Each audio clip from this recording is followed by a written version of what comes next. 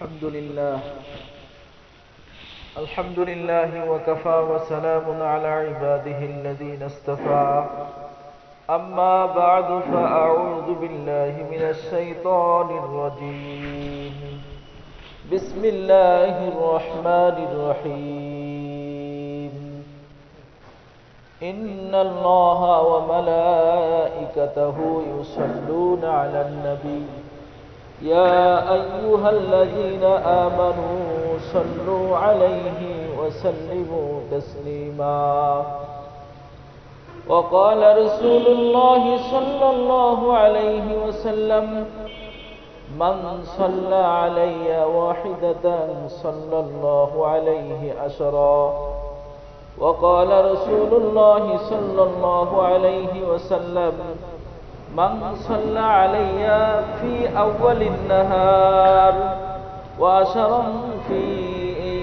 آخر النهار لعنته الله شفاعتي يوم القيامة أو كما قال النبي عليه الصلاة والسلام صدق الله المولانا العظيم وصدق رسوله النبي الكريم ونحن على ذلك لمن الشاهدين والذاكرين والشاكرين والحمد لله رب العالمين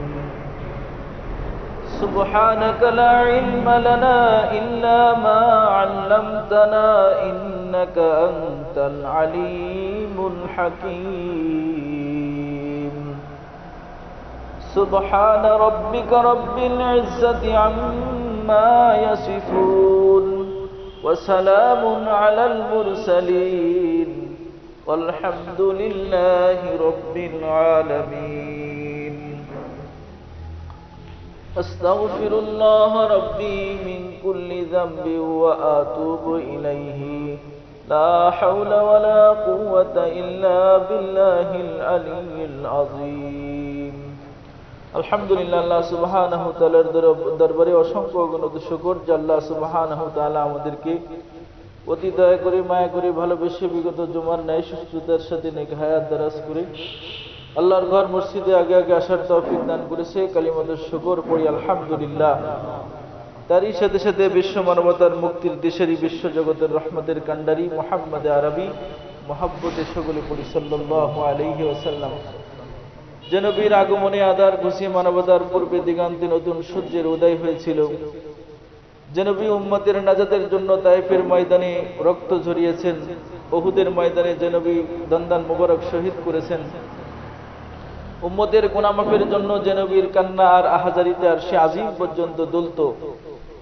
যত নবী আর রসুল পৃথিবীতে আল্লাহ তাআলার হুকুমে আগমন করেছে, সকল নবী আর রসুলদের মধ্যে থেকে যিনি সব থেকে উম্মতের জন্য বেশি দেওয়ানা পাগল করা ছিলেন, আপনার আমার নবী, শেষ নবী এবং শ্রেষ্ঠ নবী, ওই নবীর উম্মত হিসেবে আল্লাহ তাআলা আমাদেরকে বিনা দরখাস্তে প্রেরণ করেছে। এজন্য আবারও সকলেই সেই আল্লাহ তাআলার দরবারে বিনয় অবনত চিত্তে শ্রদ্ধা জড়িত কণ্ঠে সকলে আবার একবার শুকর গুজার হই বলি আলহামদুলিল্লাহ। সম্মানিত হাজিরিন, একথা আমরা সকলেই জানি যে আল্লাহ তাআলা পৃথিবীতে যত মানুষ জাতি সৃষ্টি করেছে তার ভিতরে সব থেকে পয়গম্বরদের জামাতদেরকে আল্লাহ তাআলা সব থেকে সম্মানিত করে সৃষ্টি করেছে। কিতাবের ভিতরে আসছে নবী আর রাসূলদেরকে আল্লাহ তাআলা জান্নাতি মাটি দ্বারা সৃষ্টি করেছে। এজন্য স্ব যুগে স্ব নবীদের প্রত্যেকটা আমল যে কাজই যেভাবে করেছে সেই কাজটা সেভাবে করা সেই যুগের জন্য শরীয়ত। রাসূল যে কাজ যেভাবে করে গেছে তার প্রত্যেকটা কাজই উম্মতের জন্য নমুনা এবং সেটাই শরীয়ত হিসেবে আল্লাহ তাআলা আখ্যা দিয়েছেন। কারণ তাদেরকে জান্নাতি মাটি দ্বারা আল্লাহ তাআলা সৃষ্টি করেছে, তাদের প্রত্যেকটা কাজই ছিল জান্নাতমুখী। তো এজন্য পয়গম্বরদের জামাতদেরকে আল্লাহ তাআলা সব থেকে সম্মানিত করে সৃষ্টি করেছে।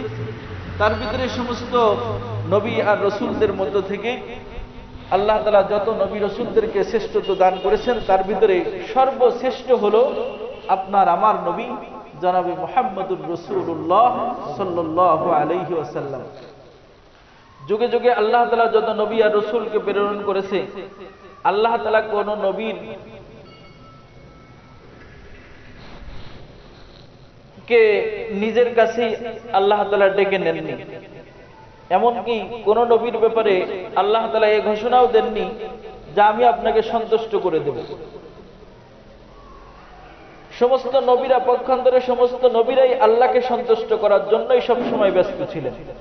কিন্তু আপনার আমার নবী জনাবে মুহাম্মদুর রাসূলুল্লাহ এমন একজন নবী, এমন একজন পয়গম্বর যাকে খুশি করার জন্য আল্লাহ তাআলা স্বয়ং বলেন যে ওয়ালা সাউফা ইউতিকা রাব্বুকা ফাতারদা, যে আপনার রব আপনাকে এমন কিছু দান করবে যে আপনি সন্তুষ্ট হয়ে যাবেন। হাদিসে কুদসির ভিতরে আল্লাহ তাআলা বলেন যে হাদিসে কুদসির ভিতরে আবি তালহা রাদিয়াল্লাহু তাআলা আনহু, হযরত আবি তালহা রাদিয়াল্লাহু তাআলা আনহু থেকে বর্ণিত, তিনি বলেন যে আন্না রাসূলুল্লাহ সাল্লাল্লাহু আলাইহি ওয়াসাল্লাম যাতা ইয়াউমিন, আল্লাহ রাসূল একদিন আমাদের কাছে আসলেন, আমাদের মাঝে আসলেন, ওয়া বিশরু ফি ওয়াজহিহি, এবং তার চেহারাটা হাস্যোজ্জ্বল ছিল, খুশি আনন্দের সাথে। আর এসে কি বললেন? এসে বললেন যে জাআনি জিবরিল, আমার কাছে এইমাত্র জিবরাইল আমিন এসেছিল। ফাকাল, সে বলেছে আমা ইয়ারদিকা ইয়া মুহাম্মদ, যে এসে বলেছে যে আপনার রব বলেন যে হে মুহাম্মদ সাল্লাল্লাহু আলাইহি সাল্লাম, আপনি কি সন্তুষ্ট নন? আপনি কি খুশি হন না যে আপনার উম্মতের মধ্য থেকে যে একবার আপনার পরে দুরূদ পাঠ করবে আল্লাহ তাআলা তারপরে সাথে সাথেই 10টা রহমত নাজিল করবে? বলেন আপনি কি খুশি না এই কথা শুনে? এরপর বললেন যে আপনার উপরে আপনার উম্মতের মধ্য থেকে যে আপনার পরে 10 বার সালাম প্রেরণ করবে আল্লাহ তাআলা সাথে সাথে ওই বান্দা এবং বান্দির পরে আল্লাহ তাআলা 10 বার সালাম প্রেরণ করবে। আপনি কি এতে সন্তুষ্ট নন? আল্লাহ রসুলকে আল্লাহ তাআলা এভাবেই সন্তুষ্ট করেছে। আমাদের পৃথিবীতেও এমন দেখা যায় যে কোনো রাজ দরবারে যদি মেহমান আসে তাহলে মেহমানের কদর আর ইজ্জত, তার মেহমানদারিটাও মেহমান হিসেবেই হয়। যেমন ধরনের মেহমান তার মেহমানদারিটাও ঠিক তেমন ভাবেই হয়। যত নবী আর রসুল এসেছে সব নবী রসুলরা, রসুলে করিম সাল্লাল্লাহু আলাইহি ওয়াসাল্লামের পূর্বে যত নবী আর রসুলরা এসেছে সবার কাছে আল্লাহ তাআলার পায়গম পাঠিয়েছে। পায়গম পৌঁছেছে হলো জিবরাইল আলাইহিস সালামের মিডিয়ার মাধ্যমে, জিবরাইল আলাইহিস সালাম মাধ্যমে। কিন্তু রসুলে করিম সাল্লাল্লাহু আলাইহি সাল্লাম সব ইলম জিবরাইলের মাধ্যমে আসে নাই। এমন কিছু ইলম আল্লাহ তাআলা তাকে স্পেশাল ভাবে দান করেছে যেখানে জিবরাইল ছিল না, মিকাইল ছিল না, ইসরাফিল ছিল না, না ছিল কোনো ফেরেশতাকুল, না ছিল মানব, না ছিল জিন, কেউ ছিল না, শুধু আল্লাহ তাআলার সত্তা আর পয়গম্বর আরবি। বলেন সুবহানাল্লাহ। এমন নবীকে আল্লাহ তাআলা এমন ইজ্জত দান করেছে। তো সমস্ত মেহমান হিসেবেই তার মেহমানদারি হয়, তার ইজ্জত হয়, ব্যক্তি হিসেবে তার সম্মান করা হয়। তো ঠিক যদি পৃথিবীর বুকে কোনো রাজ দরবারে মেহমান আসে তো রাজার যদি একেবারে বিশেষ মেহমান না হয় তাহলে তার প্রজা বা কর্মচারী দিয়েই তার মেহমানদারি করেই বিদায় করে দেয়, তার সাথে দেখা করে না। কিন্তু যদি একেবারে রাজার খাস বিশেষ কোনো মেহমান হয় তো রাজা স্বয়ং তার দস্তরখানায় শরীক হয়ে যায়। আল্লাহু আকবার। তো আমার আপনার নবী হলো এমন একজন নবী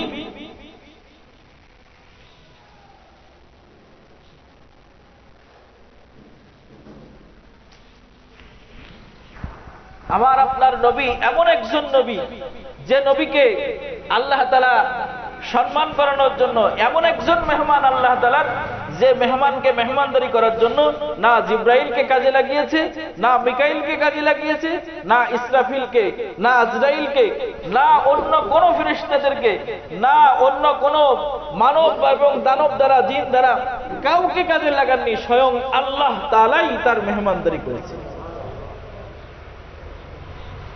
এমনকি রাসূল করিম সাল্লাল্লাহু আলাইহি সাল্লাম যখন জিবরাইল আলাইহিস সালাম যখন আরশে আজিম পর্যন্ত গেলেন, যখন সিদরাতুল মুনতাহা পর্যন্ত গেলেন, আর সিদরাতুল মুনতাহায় যেই জিবরাইল দাঁড়িয়ে গেল,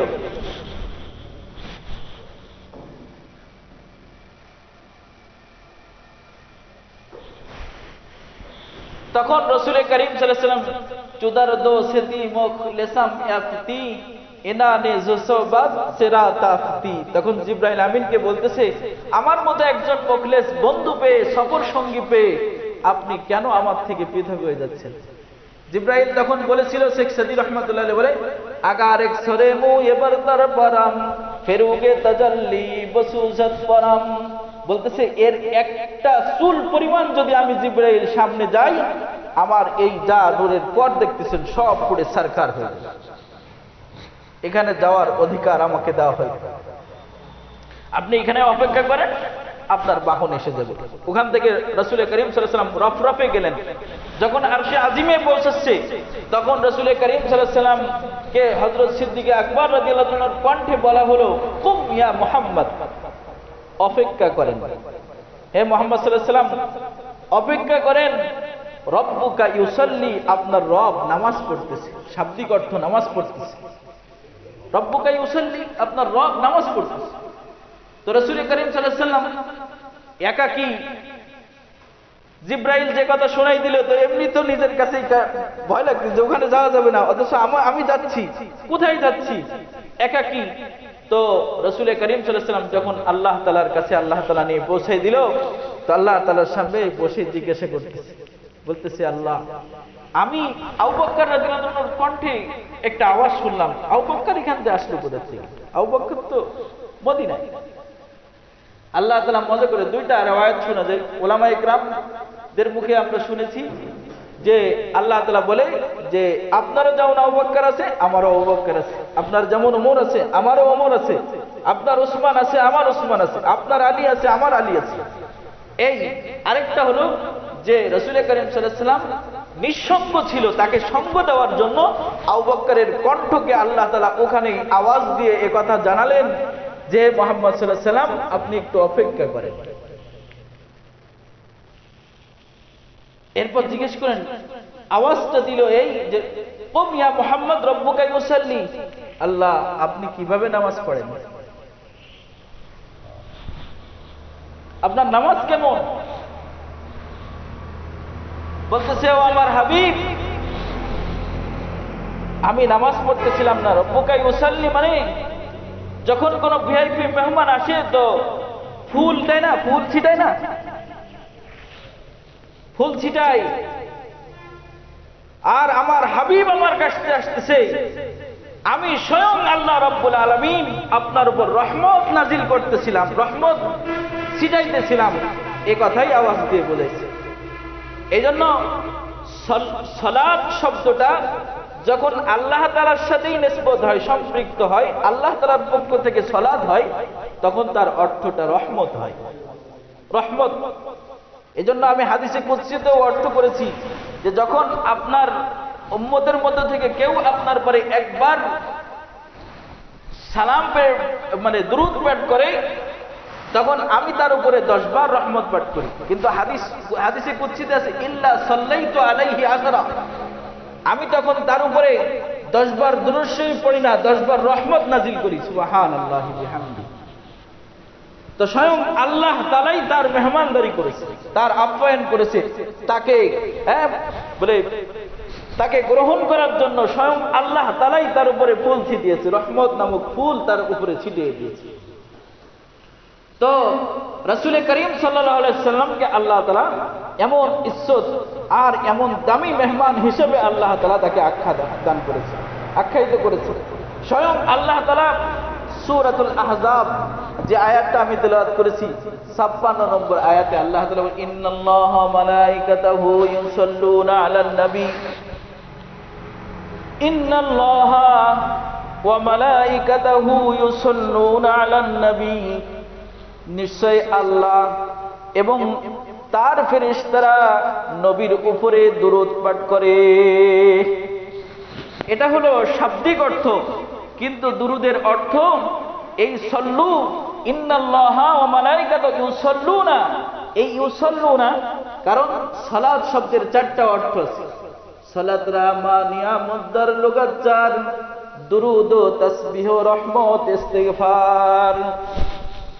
যখন এই দুরুদ শব্দটা, সল্লু শব্দটা এই সল্লু শব্দটা যখন আল্লাহর দিকে নিসবত করা হয়, আল্লাহর পক্ষ থেকে সল্লু হয়, সালাত হয়, তখন ওই সালাতের অর্থ হয় হলো রহমত। যখন ওই সালাতটা ফেরেশতাদের পক্ষ থেকে হয়, তখন ওই রহমত, ওই সালাতের অর্থ তখন হয় হলো ইস্তিগফার, ক্ষমা চাওয়া। যখন ওইটা কোনো উম্মত, কোনো মানবের পক্ষ থেকে হবে সালাতটা, তখন ওই সালাতটা নবীর পরেই হলো, তখন অর্থ হবে হলো দুরুদ। যখন মানব এবং ফেরেশতা এবং আল্লাহ রাব্বুল আলামিন ছাড়া যত মাখলুক আছে, প্রাণীকুল আছে, এদের কাছে, এদের পক্ষ থেকে যখন ইস্তিগফার হবে, এদের পক্ষ থেকেই যখন সালাতটা হবে, তখন তার অর্থ হবে হলো প্রশংসা। আল্লাহ তাআলার সমস্ত বাকহীন প্রাণীরা রাসূলকে প্রশংসা করে, সুবহানাল্লাহি ওয়া বিহামদিহি। তো এজন্য এখানে আয়াতের অর্থ হলো ইন্নাল্লাহা ওয়া মালাইকাতাহু ইউসাল্লুনা আলান নবী, নিশ্চয় আল্লাহ এবং তার ফেরেশতারা রাসূলের পরে দুরূদ পাঠ করে না, বরং আল্লাহ তাআলা তার পরে রহমত নাজিল করে, ফেরেশতারা তার জন্য ইস্তিগফার করে। আর ইয়া আইয়ুহাল্লাযীনা আমানু সাল্লু আলাইহি ওয়া সাল্লিমু তাসলিমা, সুতরাং হে ঈমানদারেরা, তোমরা নবীর পরে দুরূদ পাঠ করো এবং সালাম পাঠ করো। এটা আল্লাহ তাআলার ঘোষণা। রাসূলের পরে দুরূদ আর সালাম পাঠ করার জন্য আল্লাহ তাআলাই মুমিনদেরকে হুকুম করেছে যে নবীর পরে ইয়া আইয়ুহাল্লাযীনা আমানু সাল্লু, তোমরা দুরূদ পাঠ করো নবীর উপরে, ওয়া সাল্লিমু তাসলিমা, এবং সালাম পাঠ করো। হাদিস শরীফের ভিতরে আছে রাসূল করিম সাল্লাল্লাহু আলাইহি সাল্লাম বলেন যে প্রত্যেক ব্যক্তির কাছে আমার দুরূদ যখন পাঠ করে তখন একজন ফেরেশতা নিযুক্ত আছে, ওই ফেরেশতা ওই দুরূদটা নিয়ে সাথে সাথেই রাসূলের রওজায় পৌঁছে দেয়। বলে আল্লাহ, অমুকের সন্তান অমুক ঠিকানায় তার বাড়ি, তোমার এই বান্দা তোমার পরে দুরূদ পাঠ করেছে, তোমার এই উম্মত তোমার উপরে দুরূদ পাঠ করেছে, এই দুরূদ তার কাছে পৌঁছে যায়। সম্মানিত হাজিরিন, এজন্য হাদিস শরীফের ভিতরে আছে মান সাল্লা আলাইহা ওয়াহিদাতান সাল্লাল্লাহু আলাইহি আশরা, আল্লাহ তাআলার কোন বান্দা যখন নবীর পরে দুরূদ পাঠ করে একবার, আল্লাহ তাআলা ওই বান্দার উপরে সাথে সাথেই 10 বার রহমত নাজিল করে। গত জুমায় আমি বলেছিলাম যখন একবার দুরূদ পাঠ করা হয় তো আল্লাহ তাআলা 3টা পুরস্কার দেয়, 10টা রহমত তার উপরে নাজিল করে, 10টা গুনাহ তার আমলনামা থেকে মাফ করে দেয়, 10টা মর্যাদা আল্লাহর কাছে তার মর্তবা বেড়ে যায়, মর্যাদা তার বেড়ে যায়। এই 3টা পুরস্কার সাথে সাথেই দিয়ে দেয়। তো দুরূদ যে নবীর কাছে পৌঁছায় এর প্রমাণ স্বরূপ কিতাবে একটা ঘটনা এসেছে। হযরত শাইখ শিবলি রাহমাতুল্লাহ আলাইহি হজ্জে বাইতুল্লাহ যখন তাওয়াফ করতেছে, তাওয়াফরত অবস্থায় দেখে এক যুবক শুধু নবীর পরে দুরূদই পাঠ করতে আছে, অথচ তাওয়াফ করার সময় বিশেষ বিশেষ জায়গায় বিশেষ বিশেষ দোয়া আছে, এই কোন দোয়া সে পাঠ করতেছে না, শুধু একাধারে এই দুরূদ শরীফ পড়তে আছে। শাইখ শিবলি রাহমাতুল্লাহ আলাইহি যুবকের হাতটা ধরে বলে, বাবা তুমি কি দুরূদ ছাড়া অন্য কোন দোয়া তোমার কি মুখস্থ নাই, তুমি জানো না? বলে হুজুর, অন্য সব দোয়া আমার মুখস্থ আছে, কিন্তু দুরূদ পাঠ করার একটা কারণ আছে, যার এই দুরূদের যে মাহাত্ম্য আর গুরুত্ব আমি দেখেছি, এর শ্রেষ্ঠত্ব দেখেছি, সেখান থেকে আমি কখনো আমার জবান থেকে দুরূদ বন্ধ করি না। তখন উনার ভিতরে আরো কৌতূহল জাগলো, কি কয়, এত কাল আমরা দুরূদের কুজরাত পড়েছি আর ছেলেগুলির পড়াইছি, তা তো বুঝলাম না, এই বলে কেন? তাহলে বলো দেখি, তুমি আগে বলো, তারপর আমি তো শেষ করি। বলতেছি হুজুর তাহলে শুনবেন, আমি আমার আব্বা সহ আর আমি বাপ বেটা দুইজনেই হজ্জের বাইতুল্লাহ রওনা হয়েছিলাম।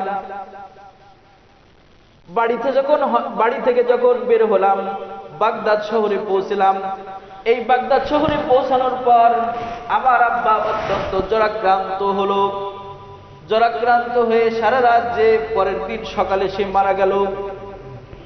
পরের দিন সকালে যখন মারা গেছে, মৃত্যুর পরে আল্লাহর কি লীলা খেলা আমার জানা নাই, মৃত্যুর পরে আমার আব্বার চেহারাটা শুকুরের চেহারার মতো হয়ে গেছে।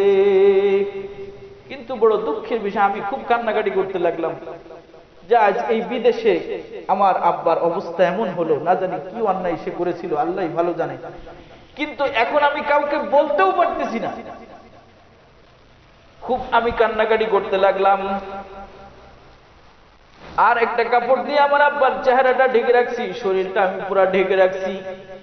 বড় কান্নাকাটি করতে লাগলাম, চিন্তা করতে লাগলাম, বাড়ি তো এখান থেকে অনেক বহুদূর, কিভাবে যাব? আর এমন অবস্থা, কাউকে তো জানানো যাচ্ছে না যে আমার আব্বা মারা গেছে, একটু কাফন দাফনের ব্যবস্থা করো। তো এমন করে একদিন এক রাত অতিবাহিত হয়ে গেল। পরের দিন আমি যখন রাত্রে আমি শুইতেও পারি না, শুইলেও ঘুম আসতেছে না, বসে বসে আমি হাঁটুর পারে মাথাটা রেখে আমি একটু তন্দ্রাসন্ন অবস্থায় দেখলাম যে একজন বুজুর্গ সাদা পোশাকধারী একজন বুজুর্গ এসে আমার আব্বার চেহারার দিকে কাপড়টা সরে তার হাত মোবারকটা তার চেহারার উপরে বলে দিল, আর সাথে সাথে তার চেহারাটা পূর্ণিমার চাঁদের মতো চেহারা হয়ে গেল।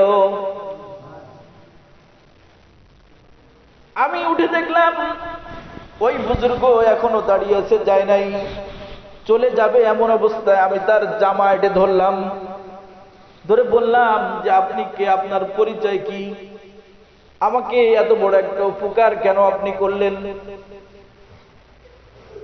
বলে আমি হলাম আরবের মরুদুলাল হযরত মুহাম্মদ মুস্তাফা সাল্লাল্লাহু আলাইহি ওয়াসাল্লাম। একথা শোনার সাথে সাথে আমি তার কদমে লুটে পড়লাম এবং তার কদম সহ তার সমস্ত অঙ্গে প্রত্যঙ্গে আমি চুমা দিতে লাগলাম। আর জিজ্ঞাসা করলাম যে আমার আব্বার মৃত্যুর খবর আপনি কিভাবে পেলেন?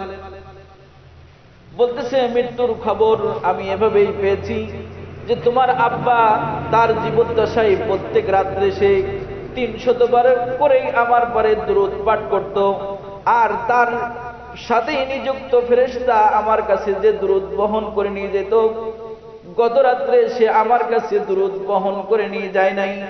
তখন ফেরেশতার কাছে জিজ্ঞাসা করলাম কি ব্যাপার, অমুকের সন্তান অমুক, তার দুরূদ আজকে কেন আসলো না?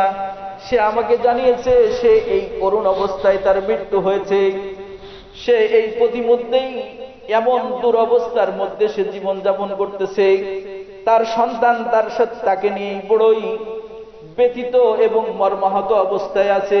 তাই আমি আসলাম। এরপর থেকে এরপরেই উনি চলে গেল। ওই যুবক বলতেছে এরপর রাসূল চলে গেলেন। চলে যাওয়ার পর আমি যখন তার চেহারা সুন্দর হলো, আমি দু একজনের কাছে খবর দিয়ে আমি জানাজার ব্যবস্থা করতেছি। এমন অবস্থায় গভীর রাত হয়ে গেছে, জানাজার আজকে রাত্রে দিতে পারলাম না। পরের দিন সকাল না হতেই দেখি বহু সংখ্যক লোক খালি বিভিন্ন জায়গা থেকে এসে সমাগম হচ্ছে। আমি জিজ্ঞাসা করলাম তোমরা খবর পাইলে কি? আজকে রাত্রে আমরা গায়েবী আওয়াজ শুনেছি। প্রত্যেকটা মানুষ বলতেছে প্রত্যেকের বাড়িতেই এমন করে গায়েবী আওয়াজ হয়েছে। বাগদাদ শহরে অমুক জায়গায় একজন আল্লাহর ওলি আছে, তার জানাজার জন্য তোমরা চলে যাও, সকালেই আজকে তার জানাজা হবে। এই সংবাদ পেয়ে আমরা সকলেই এখানে হাজির হয়েছি। বড় শান আর ইজ্জতের সাথে তার দাফন করা হলো। সম্মানিত হাজিরিন, প্রত্যেক উম্মতের দুরূদ বহন করে নিয়ে যাওয়ার জন্য ফেরেশতা নিযুক্ত আছে। আল্লাহ তাআলার ওই ফেরেশতা রাসূলের কাছে দুরূদ বহন করে নিয়ে যায়। তো আমার জীবনে যদি আমি তালাশ করি, আমি কয়দিন দিনে কতবার করে দুরূদ আল্লাহ রাসূলের নামে পাঠ করি? আমি সে আমার আমলনামা যদি আমার সামনে খুলে দেওয়া হয়, রাসূলের উম্মত, আমি আমার উম্মত, আর রাসূল আমার, আমি রাসূলের উম্মত দাবি করি, কিন্তু রাসূলের মহব্বতে কতবার দুরূদ আর সালাম তার কাছে পাঠ করেছি, প্রেরণ করেছি কয়বার? আল্লাহর নবীর কত আশিকরা রাসূলের রওজায় যে দুরূদ আর সালাম পাঠ করেছে, রাসূল তার হস্ত মুবারক পর্যন্ত বের করে দিয়েছে। আল্লাহু আকবার। হযরত রিফাই রাহমাতুল্লাহ আলাইহি উনি যে দুরূদ আর সালাম পাঠ করেছে, আর ওই রওজার পাশে দাঁড়িয়ে বলতেছে, তার পূর্বপুরুষরা রাসূলের বংশের মানুষ। উনি বলতেছে, আসসালামু আলাইকা ইয়া জাদ্দি, হে আমার দাদা জান, আপনার উপরে সালাম। আল্লাহু আকবার। রাসূলের এই সালাম দিতে দেরি রাসূল ওয়া আলাইকুমুস সালাম ওয়া রাহমাতুল্লাহি ইয়া ইবনি বলে, হে আমার বৎস, ওয়া আলাইকুমুস সালাম এই আওয়াজ শুনেছে।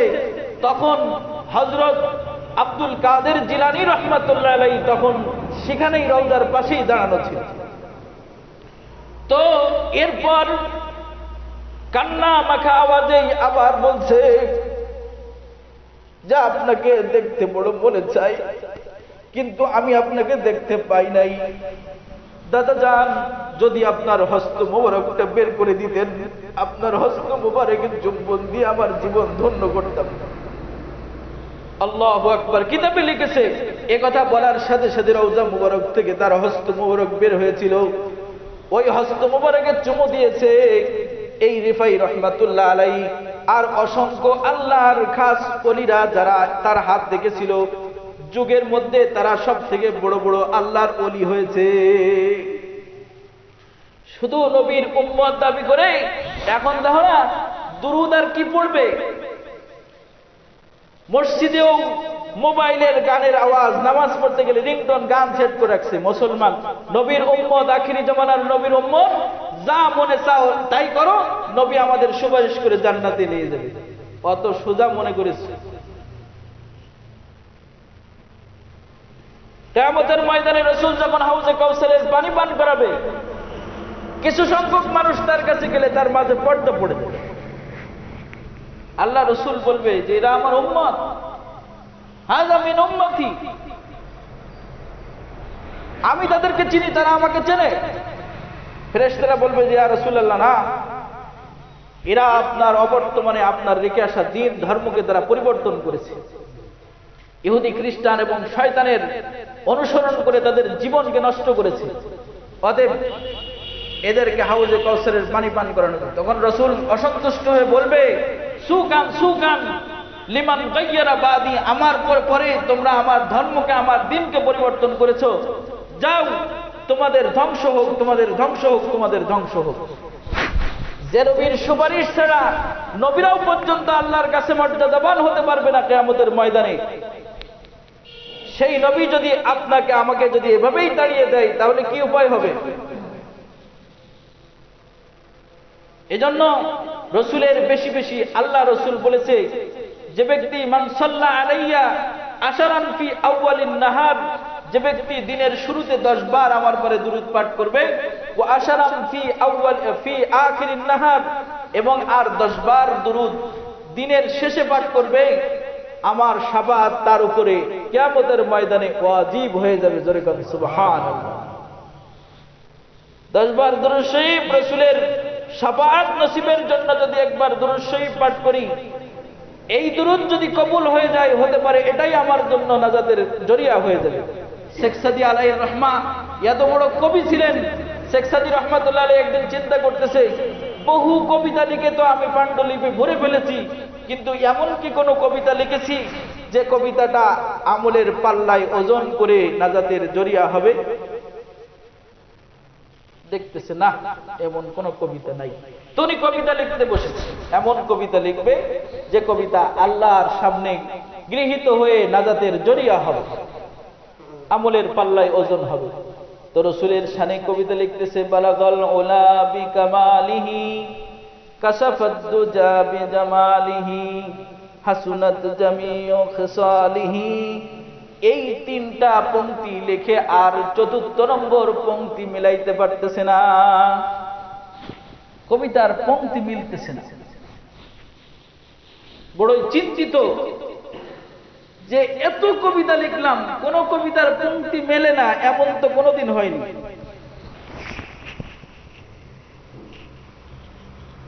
মন অনেক খারাপ হয়ে গেছে। বলে, নাজাতের জন্য যে কবিতাটা এত করে আশা করে লিখতে গেলাম, কবিতার পংক্তি মেলাইতে পারলাম না, মনটাও বড় খারাপ হয়ে গেছে। অনেক চিন্তিত, গভীর রাত হয়ে গেছে। ঘুমায় গেছে, ঘুমের মধ্যে দেখতেছে আরবের বড় দুলাল মুহাম্মদুর রাসূলুল্লাহ এসে হাজির হয়েছে। আর বলতেছে, সাদি কি হয়েছে, মন খারাপ কেন? বলে, কবিতার পংক্তি মিলতেছে না। রাসূল বলে, হাসানাতু জামিউ খিসালিহি, আর পরের পংক্তি লিখে দাও, সাল্লু আলাইহি ওয়া আলিহি।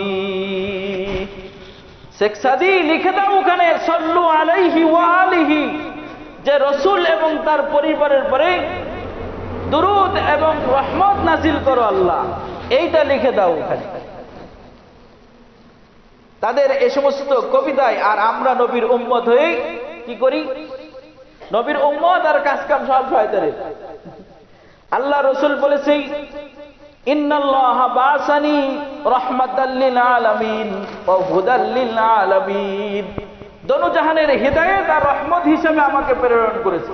ওয়া আমারানি রব্বি আযজা ওয়া জাল্লা, আর আমার রব আমাকে হুকুম করেছে এ কথা যে আমি যেন বি মাহকিল মাজিফি ওয়াল কিনারি ওয়াল মাজামিরি ওয়াস সুলবি ওয়াল গিনা ওয়াল মাজামিরি ওয়াল কিনাত।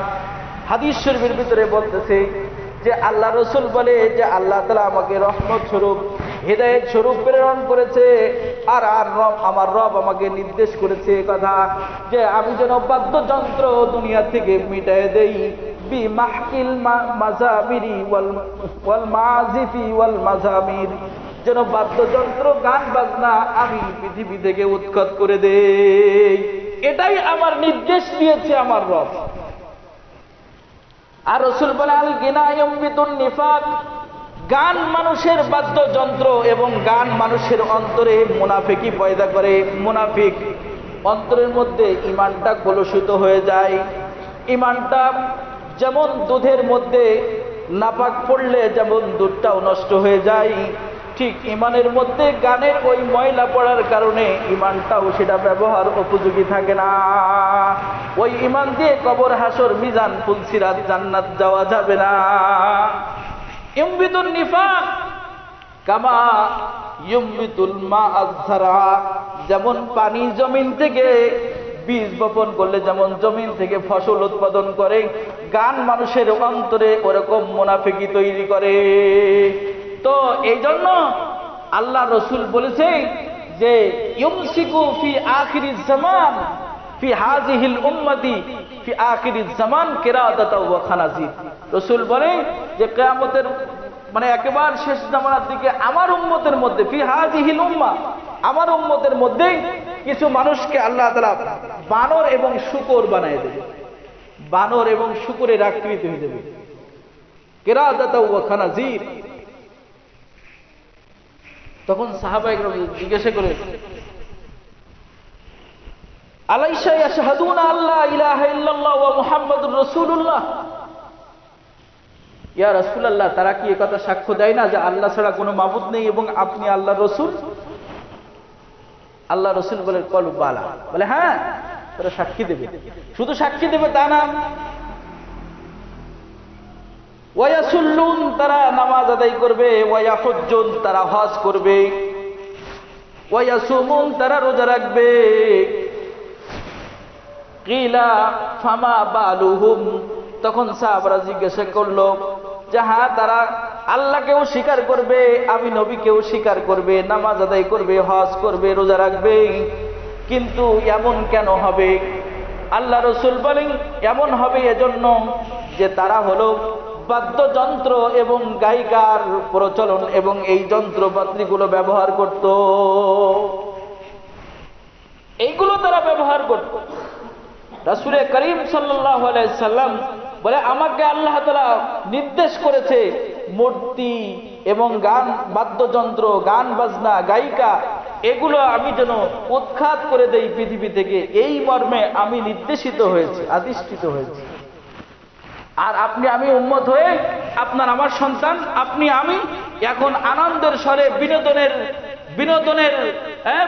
বিনোদনের নামে এখন গান বাজনা হিন্দুদের মতো, আর যে সমস্ত গান বাজায় ও তো ইবলিসেও শোনে না।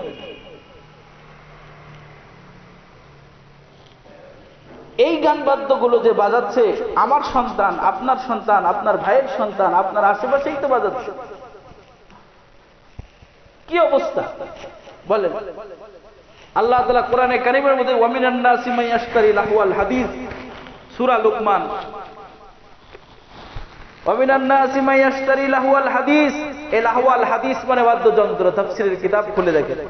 লিইউদিল্লা আন সাবিলিল্লাহি বিগাইরি ইলম, আল্লাহ রাস্তা থেকে তাদেরকে একদম সরিয়ে দেয়। ওয়ায়াত্তাখিজাহা হুজুয়া, এবং যারা খেল তামাশার বই পুস্তক অথবা গায়িকা নিয়ে যারা গান বাদ্য করে বেড়ায়, উলাইকা লাহুম আযাবুম মুহিন, তাদের জন্য আল্লাহ তাআলার ঘোষণা হলো যে তাদের যন্ত্রণাদায়ক আযাব কিয়ামতের ময়দানে দেওয়া হবে। আপনার আমার সন্তান মনে করতেছেন যে আপনি আমার সন্তানদের আযাব দেয়, দেখছেই ছেলেগুলি কুসন্তান কথা শুনে না একটাও।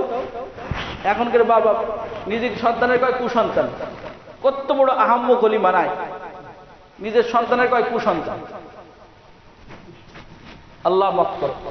তো আপনার আমার সন্তান, আপনার আমার মানে অধীনস্থ যারা আছে, এরা যদি এই সমস্ত কাজের মধ্যে লেগে থাকে, যদি আপনি আমি যদি এদেরকে সতর্ক না করি, হাতে পায়ে ধরে না বুঝাই, যেভাবেই বললে বুঝবে এভাবেই যদি না বুঝাই, কিয়ামতের ময়দানে আপনি আমি কিন্তু ছাড়া পাবো না। তারা বলবে, যেদিন বলবে যে তোমরা সবাই জাহান্নামে যাও, জাহান্নামে যাও, তখন তারা বলবে ক্বালু রব্বানা ইন্না আতানা সাদাতানা ওয়া কুবারানা ফাআদাল্লুনা সাবিলা। তারা সেদিন বলবে, হ্যাঁ আমাদের প্রভু, আমরা অবশ্যই আমাদের অভিভাবক যারা ছিল তাদেরকে আমরা মেনেছিলাম। সাদাতানা ওয়া কুবারানা, আমাদের নেতা যারা ছিল, আমাদের অভিভাবক ছিল যারা ছিল, তাদেরকে আমরা অনুসরণ করেছিলাম।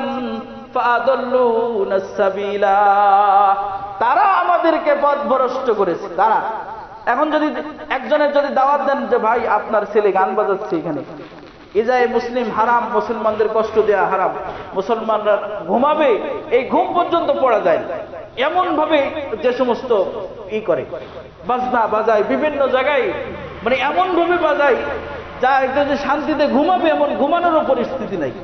অনেক জায়গায় দেখা গেছে সারা রাত বাজায়। যদি বলেন আপনি নিষেধ করেন তাহলে আরো জোরে বাজাবে। যদি আপনি কাউকে যদি বলেন যে ভাই আপনার ছেলে আপনার বাড়ির পাশে আপনার ভাই বই করতেছে, ওই সালিবিলিও একটু সালিবিলি বয়সে একটু করে। ইসলামেও বিনোদন আছে, কিন্তু ইসলামের গণ্ডির মধ্যে থেকে করতে হবে। তুমি এমনি পিকনিক করলে তুমি পিকনিক করো, গান বাজনা বাজাতে হবে কেন? এমনি বিনোদন করলে করো। যে সমস্ত বিনোদন ইসলামের মধ্যে, বিনোদন করা ইসলামে নিষেধ না, কিন্তু বিনোদনটা তো সরকারের শরীয়তের গণ্ডিতে থেকে করতে হবে। আপনি বিনোদনের জন্য চলো মন ঘুরে আসি, বউ নিয়ে একদম তলা শাড়ি পরাই পেট বের করে বউ নিয়ে গেছে সাজাই বিনোদনে, চলো মন ঘুরে আসি। আল্লাহ মাফ করুক। এজন্য সবার কাছে আমার দরখাস্ত, আমার সন্তান, আমার ভাতিজা, আমার বাড়ির পাশে আমার ভাই, আমি যেন এই সমস্ত কাজের মধ্যে আমি না যাই। আল্লাহর কসম করে বলি, যদি এই অবস্থায় মৃত্যু হয়, বেঈমান হবে, বেঈমান অবস্থায় মৃত্যুবরণ করবে, বিনা হিসাব জাহান্নামী হবে, এতে কোনো সন্দেহ নেই। আল্লাহ তাআলা আমাদের সকলকে মাফ করুক। সকলে বলি আমিন।